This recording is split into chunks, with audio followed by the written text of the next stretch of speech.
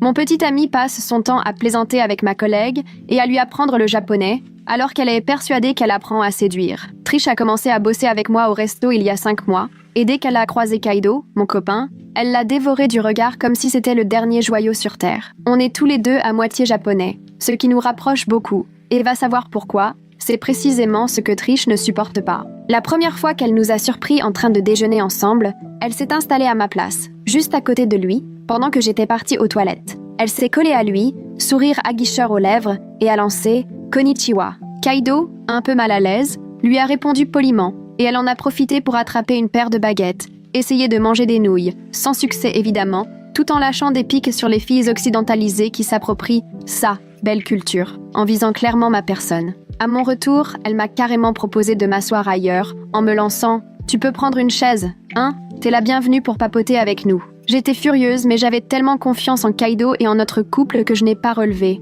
jusqu'au jour où Trish a décidé de semer la zizanie. Dès que j'avais le dos tourné, elle coinçait Kaido pour lui balancer des phrases japonaises sorties tout droit de Google Traduction, souvent à double sens. Elle trouvait toujours le moyen de se glisser entre nous quand on discutait, lentement, parfois en frottant son postérieur contre Kaido, parfois en se tournant vers lui avec des regards qui ne laissaient aucun doute sur ses intentions. Mais la goutte d'eau, ça a été quand elle a demandé à Kaido de venir chez elle lui donner des cours de japonais après le boulot. J'étais à 2 doigts d'aller lui dire ma façon de penser, mais avec le coup de feu, j'ai préféré remettre ça à plus tard. Erreur monumentale. Ce soir-là, une table de grands patrons japonais débarque dans ma section, mais Trish me bouscule carrément pour les prendre en charge. Parler japonais, je comprends tout, lance-t-elle toute fière. Les clients s'exécutent, passent des commandes ultra précises, allergies incluses, et Trish, elle, note tout de travers en répétant « Hi, hi » à tout va. 45 minutes plus tard, c'est la cata. Entrées inversées, sushi servi au lieu du chow mein,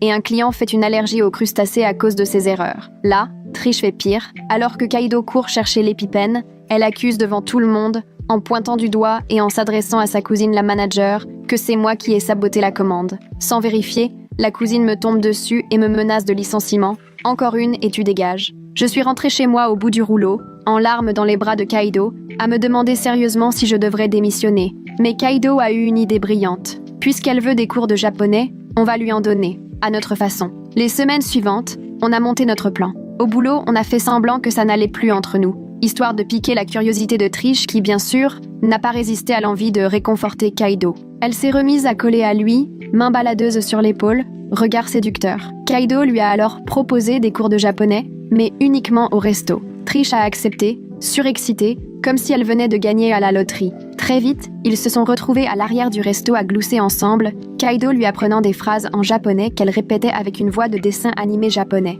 Entre Kaido et moi, on se lançait des regards en essayant de ne pas exploser de rire parce que, franchement, les phrases étaient ridicules. Rapidement, il a réussi à la convaincre de les utiliser avec les clients. Je la voyais, imperturbable, sortir à une mamie japonaise un kusobaba, qui veut dire vieille peau, avec le sourire, ou à balancer à une gamine autiste de 7 ans, Busu Shine, vilaine, va-t'en. Après chacune de ces performances, elle courait voir Kaido, toute fière, comme une gosse qui montre son dessin à ses parents, et Kaido la félicitait avec un air sérieux. Pendant des semaines, Trish a insulté la clientèle sans le savoir, lançant des kusokuta shine, mange des saletés et va-t'en, Omae no senzo wo fakushiro, insulte tes ancêtres, ou encore mon préféré, Orebaka dake de wakateru tsumori, je suis stupide et je crois tout savoir. Mais le bouquet final, c'est arrivé le soir des 85 ans de la mère du patron, une japonaise pure souche qui n'avait pas vu son fils depuis des années. Le resto était privatisé, le patron et toute sa famille réunis pour l'occasion. Trish, en service ce soir-là, s'est faite embarquer par Kaido, qui l'a persuadée d'aller prendre la commande de la matriarche en japonais. Et là, pleine d'assurance, elle se plante devant la vieille dame et lance « Konnichiwa, kusobaba tsukainai, ketsuni kisushiro ». Autrement dit, « Bonjour vieille bonne à rien, embrasse mon derrière ». Silence de mort dans le resto. Le patron est devenu livide. La serviette est tombée de ses genoux tellement il tremblait. Puis il s'est levé lentement, la chaise raclant le sol dans un bruit insupportable. Toute la famille est restée figée. Plus personne ne respirait, les yeux rivés sur Trish. Je vous jure, on aurait pu entendre une mouche voler. Kaido a littéralement bondi pour expliquer la situation en japonais au patron, qui l'a sèchement interrompu d'un geste de la main sans même le regarder, les yeux toujours plantés dans Trish. C'est là que la cousine de Trish a surgi de nulle part et a commencé à hurler que c'était encore moi la fautive, que j'avais saboté Trish par jalousie. La mère du patron, elle, est restée immobile, les mains croisées sur les genoux, avec une dignité incroyable malgré l'humiliation. Le patron, doucement,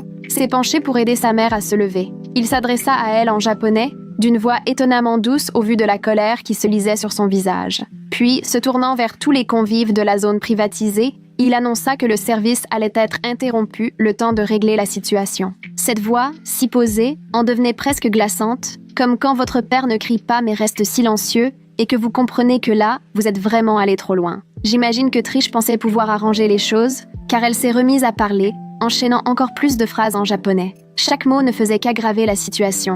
Les invités de la fête d'anniversaire ont commencé à sortir leur téléphone, pianotant fébrilement sur des applis de traduction. Une dame a ouvert de grands yeux avant de se couvrir la bouche de la main. Un autre homme s'est mis à rire, mais ce n'était pas un rire amusé, plutôt un rire nerveux, incrédule face à ce qu'il venait d'entendre. Trish continuait, persuadée sûrement de s'excuser, alors qu'elle était probablement en train de les insulter copieusement. Kaido lui a attrapé le bras, lui disant d'arrêter sur le champ, qu'elle ne faisait qu'envenimer les choses. Elle l'a fixé, complètement déboussolée, le visage froissé comme celui d'une enfant à qui on reproche quelque chose qu'elle ne comprend pas. Elle a tenté de retirer son bras et a continué à s'exprimer, croyant sans doute qu'avec quelques mots de plus, tout finirait par s'arranger. C'est la voix du propriétaire qui a retenti dans la salle, ordonnant à Trish de partir sur le champ et de ne revenir que lorsqu'il l'y autoriserait. Ensuite, il m'a lancé un regard perçant et m'a demandé d'aider les autres serveurs à calmer les invités et à reprendre le service. Impossible de se méprendre sur le ton. C'était loin d'être terminé. Je me suis alors approchée de la mère du propriétaire et je me suis inclinée comme ma grand-mère me l'avait appris. Je lui ai présenté mes excuses en japonais, utilisant toutes les formules de politesse que j'avais apprises en grandissant. Elle m'a regardée, une déception immense dans les yeux, et j'ai senti mon cœur se serrer. J'avais l'impression d'avoir littéralement laissé tomber cette vieille dame adorable, pour partie à cause de moi. En retournant à la cuisine chercher des carafes d'eau, j'ai trouvé l'endroit en pleine agitation. La cousine de Trish m'a coincée entre le plan de travail et le lave-vaisselle, le visage écarlate de colère. Elle s'est mise à hurler que tout était de ma faute, que j'étais jaloux de Trish depuis le début. Personne dans la cuisine ne disait mot, tous occupés à émincer des légumes ou remuer des casseroles, mais je sentais bien que tout le monde écoutait. Elle s'est rapprochée jusqu'à me cracher ces mots au visage, menaçant de me virer sur le champ si je ne réglais pas la situation d'une manière ou d'une autre. Le reste du service a été interminable, 3 heures qui m'ont semblé durer une éternité. À chaque passage devant la table du propriétaire, j'avais l'estomac noué. Le gâteau d'anniversaire était resté intact, les bougies même pas allumées. Il avait installé sa mère à l'écart, à une table plus calme, et ils discutaient tout bas. Peu à peu, les invités quittèrent la fête, certains en secouant la tête, d'autres murmurant entre eux. Quand le service s'est enfin terminé, j'ai presque filé en courant jusqu'au parking. Kaido était déjà là, adossé à sa voiture, la tête entre les mains. Il a relevé la tête en m'entendant arriver et a aussitôt commencé à dire que le plan était allé beaucoup trop loin. On s'est installé dans sa voiture, moteur coupé, à s'envoyer la faute sur l'idée de départ. Il répétait qu'on aurait dû se douter que ça tournerait mal quand elle a commencé à insulter la clientèle habituelle. Je lui répondais que c'était lui qui l'avait poussé à le faire pendant l'anniversaire. On se renvoyait la balle, à moitié sur la défensive, à moitié rongé par la culpabilité, nos voix montant puis redescendant, puis montant encore. Aucun de nous ne voulait reconnaître qu'on avait laissé cette histoire stupide de vengeance blesser une pauvre vieille dame, le jour de son anniversaire qui plus est. Le parking était presque vide quand on a fini par se taire, assis là à ruminer tout ce qui venait de se passer. Mon téléphone s'est mis à vibrer dans ma poche alors qu'on restait silencieux. J'ai vu apparaître un message groupé du propriétaire à toute l'équipe, annonçant une réunion obligatoire le lendemain matin avant l'ouverture. Le message tenait en 2 lignes à peine, mais il était rédigé dans un style si formel que j'ai aussitôt senti une boule d'angoisse dans l'estomac. Le téléphone de Kaido a vibré à son tour et on était restés là à fixer nos écrans. Les autres membres de l'équipe ont commencé à répondre avec des points d'interrogation et des émojis inquiets, mais le propriétaire n'a rien ajouté. J'ai raccompagné Kaido puis je suis rentrée seule, incapable d'avaler quoi que ce soit au dîner. Mon coloc m'a demandé ce qui se passait, mais je me suis enfermée directement dans ma chambre. Je suis restée des heures allongée à fixer le plafond, repassant en boucle le visage de la mère du propriétaire au moment où Trish lui a lancé ses horreurs. Cette douleur dans ses yeux me hantait. Je repensais à tous ces hommes d'affaires tombés malades à cause des mensonges de Trish sur son niveau de japonais, et je me disais que cette histoire de vengeance avait vraiment pris des proportions absurdes, simplement parce que j'en voulais d'avoir été sanctionnée à tort. Il était près de 3 heures du matin quand je me suis enfin endormie, mais je me réveillais sans cesse pour vérifier si la réunion était annulée. Évidemment, elle ne l'était pas. Je suis arrivée au restaurant avec 45 minutes d'avance le lendemain, mais la moitié de l'équipe attendait déjà, l'air tendu. Le propriétaire n'était pas encore là. Un homme plus âgé en costume installait des papiers sur la grande table qu'on utilise pour les fêtes. Trish est arrivée avec sa cousine, toutes deux sûres d'elles, comme si de rien n'était. Une fois tout le monde réuni, l'homme en costume s'est présenté. « Je m'appelle Pascal Levy. Je dirige le restaurant du patron en centre-ville. » Il a expliqué qu'il était là pour mener une enquête officielle sur ce qui s'était passé la veille et que chacun allait devoir raconter sa version des faits. Sa voix était calme, mais grave. On comprenait bien que ce n'était pas une simple réunion de routine. Avec son bloc-notes jaune à la main, il a appelé les gens un par un pour recueillir leurs témoignages. « Trish, à vous. » Trish a été la première à s'avancer et elle s'est mise à pleurer aussitôt. Je ne comprenais pas le sens de ses phrases, mais j'étais persuadée que c'était elle qui m'avait piégée, par pure jalousie vis-à-vis de ma relation avec Kaido. Elle pleurait sans cesse, se mouchant encore et encore, répétant qu'elle cherchait seulement à se montrer respectueuse envers la mère du patron en lui parlant dans sa langue. Sa cousine acquiesçait, lançant « Elle pose problème depuis que Trish travaillait ici ». Pascal notait tout, imperturbable. Quand il a appelé Kaido, j'ai remarqué que ses mains tremblaient. Kaido s'est assis face à la table, regard baissé, et a expliqué qu'il avait appris ces phrases à Trish sans jamais lui révéler leur véritable signification. Il restait les yeux rivés au sol, visiblement partagé entre le désir de me défendre et l'envie de tout avouer sur ce qu'on avait planifié. Pascal a voulu savoir pourquoi il lui avait enseigné des expressions inappropriées, et Kaido s'est contenté de répondre « C'était une blague qui a mal tourné ».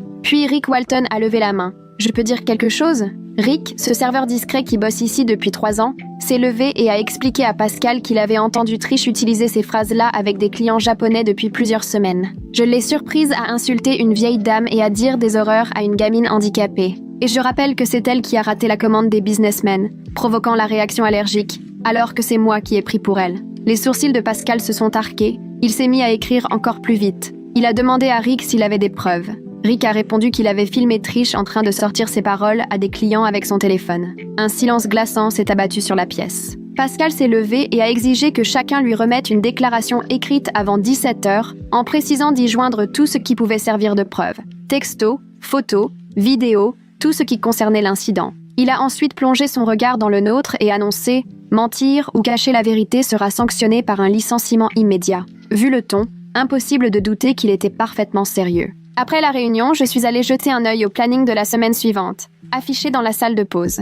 Mon nom était presque invisible. Je passais de 35 à peine 12 heures. La cousine de Trish traînait près du panneau, un sourire narquois aux lèvres, histoire de bien me faire comprendre que c'est elle qui m'infligeait cette sanction, tant qu'elle avait la main sur les plannings. Je n'ai rien laissé paraître. J'ai juste pris discrètement une photo du planning avec mon téléphone. De retour chez moi, j'ai ouvert mon ordi portable pour commencer à rédiger ma déclaration. J'ai détaillé une chronologie précise, en remontant au moment où Trish avait commencé à tourner autour de Kaido, 5 mois plus tôt. J'ai noté chaque date, chaque heure dont je me souvenais, retrouvé d'anciens messages à des amis où je leur expliquais que Trish se frottait à Kaido dans les couloirs, et rassemblé des photos des plannings des derniers mois qui montraient clairement que la cousine réservait toujours les meilleurs horaires à Trish. J'avais les mains qui tremblaient en tapant tout ça, consciente que ce dossier pouvait bien être mon seul salut. J'ai tout classé dans des dossiers sur mon ordinateur avec des étiquettes pour chaque type de preuve.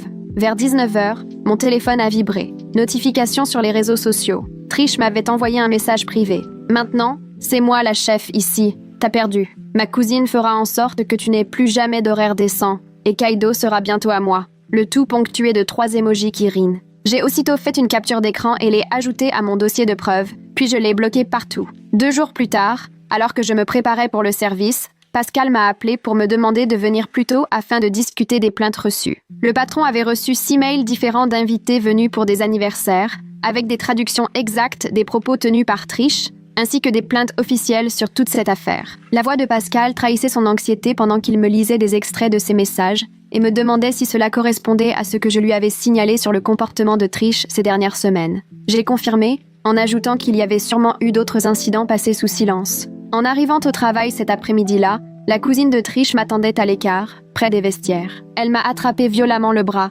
assez fort pour laisser des marques, et m'a plaqué contre le mur en me lançant « Tu ferais mieux de laisser tomber cette histoire, sinon je m'arrangerai pour que tu sois grillé dans tous les restos de la ville. » Mon téléphone enregistrait déjà dans ma poche, réflexe que j'avais pris depuis le message de Trish.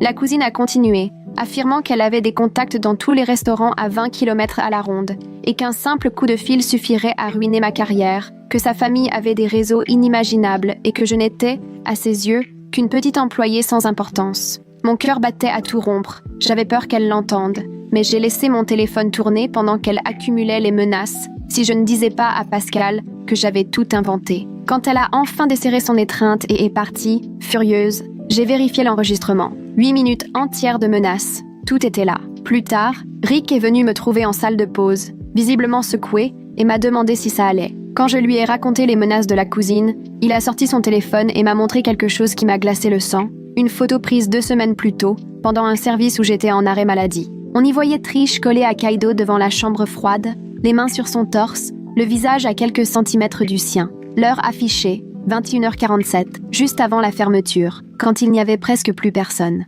Rick m'a expliqué qu'il l'avait prise pour que je sois au courant de ce qui se passait en mon absence, et qu'il comprenait maintenant à quel point Trish avait été insistante. J'ai fixé la photo, écœurée. Même si j'avais confiance en Kaido, la voir ainsi sur lui alors que je n'étais pas là, m'a ouvert les yeux sur tout ce qu'elle avait fait pour nous séparer. Ce soir-là, après le travail, Kaido est passé chez moi et je lui ai montré la photo, sans un mot au début. Il s'est aussitôt justifié, assurant que Trish l'avait piégé ce soir-là et qu'il tentait justement de s'éloigner d'elle lorsque Rick avait pris la photo en question. Je lui ai expliqué que ce n'était pas la photo qui me mettait en colère, mais bien le fait qu'il ne m'ait jamais parlé de la gravité de la situation pendant mon absence. C'est là qu'on s'est vraiment disputé pour la première fois en 2 ans de relation. Moi, furieuse qu'il ait laissé les choses dégénérer sans poser de limites. Lui, agacé que je lui fasse porter la responsabilité du comportement de Trish, alors qu'il essayait juste de gérer les choses sans créer de scandale. On s'est renvoyé la balle pendant près d'1 heure, tous les deux épuisés par le boulot, jusqu'à ce qu'on décide enfin d'arrêter toutes ces petites stratégies et de laisser Pascal mener son enquête, sans plus de jeu de coulisses. Le lendemain, j'ai appelé Conrad Whitaker, un avocat spécialisé en droit du travail dont m'avait parlé une copine de fac à qui j'avais confié mes soucis. Conrad a pris le temps d'écouter toute l'histoire, notant soigneusement chaque détail, me posant des questions sur les dates et les témoins. À la fin, il m'a expliqué que, même si le droit du travail me protégeait partiellement des représailles, le fait d'avoir participé au plan de vengeance compliquait drôlement les choses. Il a précisé qu'enseigner exprès de mauvaises formules à quelqu'un pouvait être assimilé à une forme de harcèlement, même si Trish m'avait harcelé en premier. Il m'a recommandé de m'en tenir strictement aux faits dans toutes mes déclarations, d'éviter tout débat en ligne et de transmettre tous les éléments demandés par Pascal, en me préparant à des conséquences plutôt mitigées. Il a insisté. Même si Trish devait être sanctionnée pour harcèlement, il y avait de fortes chances que je prenne aussi pour mon compte à cause du plan de vengeance, ce que je n'avais aucune envie d'entendre mais qui, au vu de la situation, semblait tout à fait plausible. Il a ajouté que l'enregistrement des menaces venues de la cousine constituait une très bonne preuve de représailles et qu'il fallait absolument le remettre à Pascal. 2 jours plus tard, Pascal a convoqué Kaido pour un entretien privé à propos de son rôle dans l'affaire des phrases apprises à Trish. Kaido m'a envoyé un texto juste après, précisant qu'il avait essayé de minimiser mon implication, mais qu'il avait dû admettre qu'on était ensemble, Pascal étant déjà au courant par d'autres collègues. Il m'a aussi raconté que Pascal l'avait interrogé en détail sur l'origine du plan et sur une éventuelle implication de la direction. Dès cet après-midi-là, le patron a envoyé un mail groupé exigeant que tous les échanges entre membres du personnel concernant l'incident de l'anniversaire lui soient transmis pour vérification. Je suis restée plantée devant ma table de cuisine pendant une bonne heure, hésitant à remettre le message fanfaron de Trish où elle se vantait de posséder le service et affirmait que j'étais finie. Une partie de moi craignait de passer pour quelqu'un d'acharné ou d'un peu petit joueur, mais Conrad avait été clair, il fallait tout transmettre. J'ai donc fini par l'ajouter, en contextualisant bien la situation, expliquant que Trish poursuivait Kaido depuis des mois, et en joignant les preuves des menaces de la cousine, malgré la crainte que ça se retourne contre moi, parce que je voulais que tout soit sur la table. Tard dans la soirée, j'ai rédigé mon mail à Pascal avec toutes les pièces jointes. Les messages privés de Trish, les photos des changements d'horaire du mois montrant comment la cousine arrangeait toujours Trish, ma chronologie précise des événements et une demande officielle pour qu'on retire l'avertissement lié à l'incident au client d'affaires. J'ai hésité pendant 5 bonnes minutes avant d'oser cliquer sur « Envoyer ». Et aussitôt,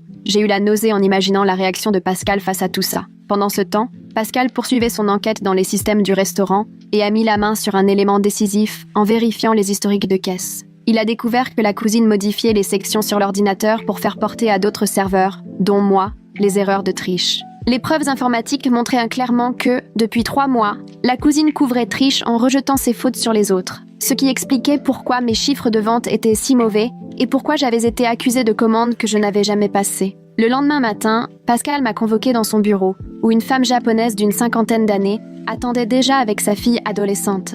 Elle a raconté qu'il y a 3 semaines, Trish les avait servis et avait lancé à sa mère un kusobaba tout sourire. Sa fille, qui avait étudié le japonais à la fac, avait tout de suite compris l'insulte, Mais la mère avait d'abord cru mal entendre. Après avoir appris ce qui s'était passé pendant l'anniversaire, elles avaient compris que Trish agissait sciemment depuis le début. Pendant que la mère montrait à Pascal des photos où l'on voyait Trish à leur table, je me sentais franchement mal, la boule au ventre, en réalisant qu'on avait laissé Trish insulter des clients des semaines durant, sans rien faire. Pascal les a remerciées pour leur témoignage et leur a demandé si elles accepteraient d'en faire une attestation écrite, ce qu'elles ont accepté sans hésiter. À peine était-elle partie que j'ai reçu un message groupé de la cousine qui m'a glacé le sang. Elle écrivait que quiconque coopérerait à l'enquête verrait ses heures réduites à 0 et qu'il valait mieux se rappeler qui gérait les plannings. Rick me l'a envoyé à l'instant, demandant si j'avais reçu la même menace. J'ai immédiatement fait une capture d'écran et tout transmis à Pascal, en mettant « preuve d'intimidation » dans l'objet, avant que la cousine ait le temps de supprimer son message. Pascal l'a lu devant moi, la mâchoire serrée, puis il a attrapé son téléphone pour appeler le propriétaire. Ce soir-là, Kaido est venu chez moi et on est resté là, à la table de la cuisine, à fixer un document vierge sur son ordinateur portable. On savait très bien qu'il fallait avouer qu'on avait appris ces expressions à Trish exprès, sinon la vérité finirait par sortir, et ce serait pire encore. J'avais les mains qui tremblaient en tapant l'histoire du harcèlement, de la fausse accusation sur le client d'affaires et de toute la machination qu'on avait montée. Kaido a ajouté sa version, expliquant comment il avait volontairement appris des insultes à Trish en lui faisant croire qu'il s'agissait de formules polies. Nous avions tiré 2 copies de notre confession, que nous avions soigneusement signée, parfaitement conscients que ce geste risquait de nous coûter nos postes, mais convaincus qu'un mensonge aurait été bien pire. 3 jours plus tard, Pascal a rassemblé toute l'équipe dans la grande salle, juste avant l'ouverture. Kaido et moi étions installés côte à côte, nos déclarations à portée de main, pendant que Trish nous fusillait du regard depuis l'autre bout de la pièce. Quant à sa cousine, elle restait plantée près de la porte, les bras croisés. Pascal nous a demandé de commencer la lecture de nos déclarations, et j'ai senti ma voix se briser en dévoilant tout ce que nous avions fait. J'ai relaté les mois de harcèlement, les gestes incessants de Trish envers Kaido, la façon dont sa cousine la couvrait systématiquement, et, oui, notre vengeance mesquine qui avait mené à l'apprentissage de ces insultes odieuses. Kaido a alors pris la parole à son tour, reconnaissant sans détour avoir inventé les insultes et convaincu Trish de les utiliser face aux clients. Un silence pesant a envahi la pièce, seulement troublé par le crissement du stylo de Pascal qui prenait des notes, tandis que le patron, assis dans un coin, restait impassible. Une fois nos aveux terminés, Pascal s'est levé et a prononcé ses décisions d'un ton neutre. Trish est suspendue à effet immédiat, en attendant que l'ensemble des preuves, y compris les nombreuses plaintes de clients, soient examinées. Kaido est également suspendu, 2 semaines sans salaire, pour avoir volontairement saboté le service et mis en péril la relation avec la clientèle. Quant à la cousine, elle est déchargée sur le champ de toute gestion des plannings et n'aura plus aucune fonction d'encadrement. Ces annonces ont aussitôt provoqué un flot de chuchotements et d'exclamations, mais Pascal a imposé le silence d'un simple geste. Il s'est ensuite tourné vers moi et a déclaré « Vous recevrez un avertissement officiel pour comportement non professionnel qui figurera dans votre dossier permanent. Vous n'êtes pas suspendu, car il ressort clairement des éléments que vous réagissiez à un harcèlement manifeste et à des accusations mensongères, mais vos actes restent inacceptables. L'avertissement stipule que le moindre nouvel incident entraînera un licenciement immédiat. Un soulagement mêlé d'épuisement m'a traversé. J'allais garder mon emploi, mais cette marque resterait à jamais dans mon dossier. Le soir même, mon téléphone n'a pas arrêté de vibrer. Trish déversait sa version des faits sur tous les réseaux sociaux, se présentant en victime de discrimination et de harcèlement au travail. Elle identifiait le restaurant, appelant au boycott, prétendant avoir été piégée par des collègues jaloux incapables d'accepter sa réussite. La moitié de l'équipe la soutenait dans les commentaires, s'insurgeant contre l'enquête, tandis que d'autres commençaient à publier des captures d'écran où Trish se vantait de m'avoir fait sanctionner. Certains sont même remontés jusqu'à ses anciens messages où elle affirmait vouloir conquérir Kaido, qu'ils ont partagé eux aussi. Les commentaires se sont vite transformés en véritables champs de bataille, chacun prenant parti et échangeant de nouvelles preuves. J'ai eu envie de me défendre, mais le conseil de Conrad m'est revenu. Reste discret, laisse les faits parler d'eux-mêmes. Finalement, j'ai passé des heures à classer tous les documents et preuves dans des dossiers sur mon ordinateur, par précaution, au cas où la situation dégénérerait. J'avais les captures d'écran des menaces, les documents sur les modifications de planning, les témoignages transmis par Rick, sans oublier les extraits vidéo des caméras de surveillance évoquées par Pascal. 2 jours plus tard, Pascal m'a contacté. La mère du propriétaire souhaitait s'entretenir avec moi en privé. Le cœur battant, je me suis rendue au restaurant, bien conscient que j'allais devoir affronter la femme dont j'avais contribué à gâcher l'anniversaire. Je l'ai trouvée assise dans une banquette isolée, au fond de la salle. Elle m'a fait signe de m'asseoir en face d'elle. J'ai baissé la tête et, en japonais, je lui ai présenté mes excuses, lui expliquant combien je regrettais d'avoir participé au fiasco de sa fête.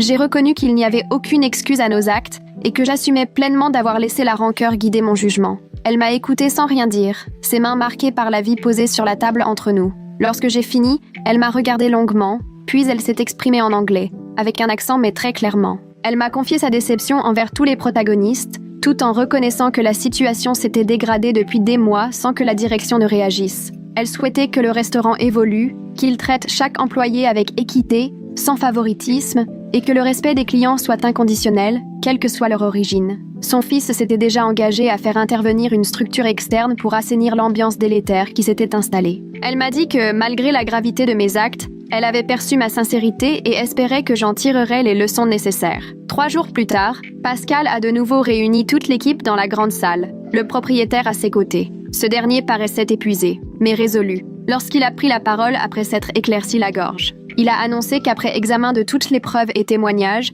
Trish était licenciée sur le champ pour harcèlement et pour avoir créé un climat de travail toxique. Un silence total s'est imposé pendant qu'il poursuivait, précisant que l'ensemble du personnel suivrait dès la semaine suivante une formation obligatoire à la sensibilité culturelle. Certains serveurs se sont tortillés sur leurs chaises, mal à l'aise, tandis que d'autres acquiesçaient. Le propriétaire s'est enfin tourné vers la cousine de Trish, tapis au fond de la salle, et a déclaré qu'elle était rétrogradée du poste de responsable à celui de simple serveuse, avec effet immédiat, pour avoir manqué à l'exigence de professionnalisme et fait preuve de favoritisme. Le restaurant passerait sous la supervision d'un cabinet RH externe pendant les 3 prochains mois, afin d'assurer le respect des bonnes pratiques de management. J'ai vu le soulagement sur les visages des serveurs, soulagés de voir enfin justice rendue après des mois d'injustice subie en silence. La cousine, elle, est devenue écarlate et a tenté de protester, mais Pascal l'a aussitôt coupée d'un geste ferme. Après cela, le patron s'est tourné vers Kaido pour lui annoncer qu'il aurait 2 semaines de mise à pied sans solde,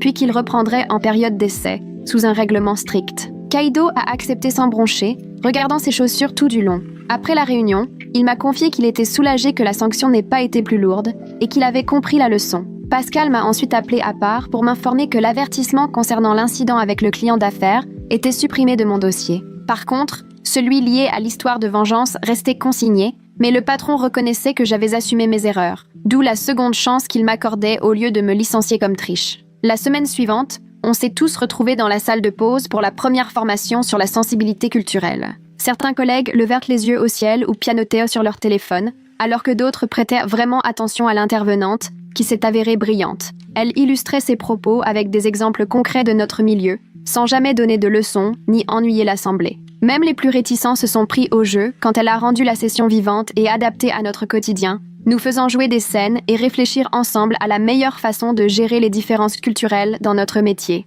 À la fin des 2 heures, la plupart avaient l'air d'avoir vraiment accroché et d'en avoir retiré quelque chose d'utile. Les 2 semaines suivantes se sont déroulées sur des œufs. On sentait que tout le monde se surveillait, même si l'ambiance s'était nettement détendue sans Trish ni les passe-droits de sa cousine. Pour autant, la tension des événements passés était encore là, et je venais travailler la boule au ventre, même si le harcèlement avait cessé. Chaque fois que je passais devant l'endroit où avait eu lieu la fameuse fête d'anniversaire, je me sentais submergée par la culpabilité. C'est à ce moment-là que j'ai compris qu'il me fallait vraiment tourner la page, tout recommencer ailleurs, loin de cette atmosphère pesante. J'ai commencé à regarder les offres d'emploi sur Internet pendant mes pauses et à remettre à jour mon CV, que je n'avais pas touché depuis des lustres. Un jour, Rick m'a vu jeter un œil aux annonces. Il s'est installé à côté de moi et m'a proposé d'être ma référence. Puis il a sorti son téléphone pour me montrer le contact d'un petit café familial en centre-ville. Il m'a assuré que là-bas, les employés étaient réconsidérés et qu'il n'y avait aucune tolérance pour les conflits internes, ce qui, après tout ce que j'avais vécu, me paraissait idéal. La propriétaire était une amie à lui de l'école de cuisine, réputée pour sa gestion ferme mais juste. J'ai aussitôt appelé et décroché un rendez-vous pour un entretien la semaine suivante. Dès mon arrivée, j'ai ressenti une ambiance chaleureuse et détendue, à 1000 lieues de la rigidité de mon restaurant actuel. Durant l'entretien, je suis restée honnête sur le conflit, évitant d'entrer dans les détails du plan de vengeance, en mettant plutôt l'accent sur ce que j'avais appris en termes de gestion du harcèlement et sur l'importance de respecter les procédures. La patronne a semblé apprécier ma franchise et m'a posé des questions pertinentes sur mon parcours et mes attentes. Elle m'a proposé un poste dès le mois suivant, avec un salaire un peu inférieur, mais des horaires bien meilleurs et surtout un environnement sain. Pendant ce temps, Kaido suivait un cours sur la gestion des conflits, comme l'exigeait sa période d'essai. Il rentrait enthousiaste de ses sessions, nous partageait ce qu'il avait appris et commençait à appliquer ses conseils dans notre vie de couple. On a décidé ensemble de fixer des limites claires entre boulot et vie privée, ce qu'on aurait dû faire depuis longtemps. On a aussi mis en place une communication plus saine, au lieu de foncer tête baissée dès que quelque chose dérapait. Notre relation s'est nettement apaisée, maintenant qu'on ne complotait plus et qu'on avait laissé derrière nous les tensions du travail. Il m'a montré son manuel de cours et on s'est même amusé à faire quelques exercices à la maison. C'était étrange au début, mais agréable de travailler ensemble sur une façon plus saine de régler les conflits après tout ce qu'on avait traversé. Une semaine avant mon départ, Pascal m'a envoyé un mail avec une lettre de recommandation neutre en pièces jointes. Dans son message, il me remerciait d'avoir pris mes responsabilités lors de l'enquête et de ne pas avoir cherché à rejeter la faute. Il ajoutait que le patron souhaitait que je sache qu'il avait respecté la façon dont j'avais géré toute cette affaire. La lettre était pro et objective, mentionnant mon sérieux et mon sens du service client, sans un mot sur l'incident, et précisant que j'avais su tirer des leçons et montrer de la maturité, ce que je n'espérais même pas vu les circonstances. Mon dernier service est arrivé 3 jours plus tard, et franchir ses portes avait une saveur particulière, sachant que c'était la dernière fois. La préparation du matin s'est faite sans histoire, chacun absorbé dans ses tâches, personne n'évoquant le passé, ni ne croisant longuement mon regard. Rick m'a aidé à m'installer, en silence, déplaçant quelques chaises et nettoyant les tables pendant que je préparais les salières et arrangeais les serviettes. Au rush du déjeuner, j'ai assuré le service normalement, pris les commandes, apporté les plats, tandis que les autres serveurs évoluaient autour de moi sans lancer leurs plaisanteries habituelles ou râler sur les clients exigeants. Madeleine m'a croisée 2 fois en cuisine, et à chaque fois, elle regardait droit devant elle, les bras chargés d'assiettes, sans donner signe de m'avoir remarqué. À 16h, j'ai briqué ma section de fond en comble. Chaque table impeccable, toutes les sauces remplies. Rick m'a adressé une accolade discrète, me tapotant le dos avant de repartir. 2 autres serveurs m'ont fait un signe de loin, mais la plupart ont poursuivi leur service comme si de rien n'était. J'ai récupéré mes pourboires à la caisse, 63 €, pas mal pour un midi. En sortant par la porte du fond, je suis passée devant le bureau où Pascal faisait sa paperasse. Il m'a gratifié d'un petit signe de tête à travers la vitre. La porte a claqué derrière moi avec son grincement familier,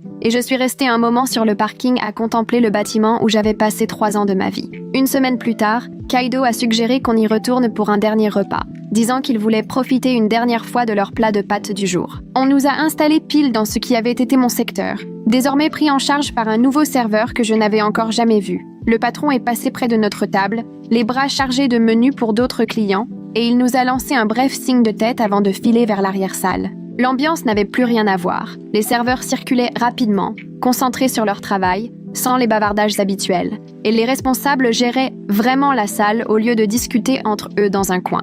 Nos assiettes sont arrivées pile à l'heure, bien préparées, ce qui relevait presque du miracle à l'époque où la cuisine était toujours débordée. Kaido a réglé l'addition et laissé un bon pourboire pendant que je jetais un dernier regard aux murs bordeaux et aux suspensions familières. Le lundi suivant, j'ai commencé ma première journée au café du centre-ville, à 7h tapantes. La patronne m'a fait faire le tour du propriétaire, beaucoup plus petit, seulement 12 tables contre la trentaine de mon ancien resto. Elle m'a expliqué leur système tout simple pour tourner sur les sections, et la façon dont les pourboires étaient mis en commun, puis répartis équitablement entre l'équipe du matin. La machine à café était un peu vieillotte mais marchait comme un charme, avec les mêmes petits bruits de vapeur pendant que j'apprenais à faire des expressos et à mousser le lait. À midi, j'avais déjà servi 20 tables et récolté 35 € de pourboire, moins qu'avant, mais sans personne pour venir m'attendre dans la chambre froide ou inventer des histoires sur ma vie. 6 semaines se sont écoulées comme ça, rythmées par les services matinaux, les commandes sans prise de tête et le retour chez moi sans mal de tête. L'argent était plus serré, mais Kaido et moi avons arrêté de nous disputer pour des histoires de boulot, puisqu'il n'y en avait plus. Je dormais profondément, sans ruminer les conversations de la journée, ni préparer de répartie, me contentant de programmer mon réveil pour arriver prête à servir café et eux. Merci d'avoir partagé ce moment avec moi et d'avoir exploré toutes ces questions ensemble. J'adore discuter de tout et de rien avec toi. J'ai hâte de te retrouver pour partager d'autres découvertes très bientôt. Si tu es arrivé jusqu'ici, laisse-moi un petit commentaire, ça me fait toujours plaisir de vous lire.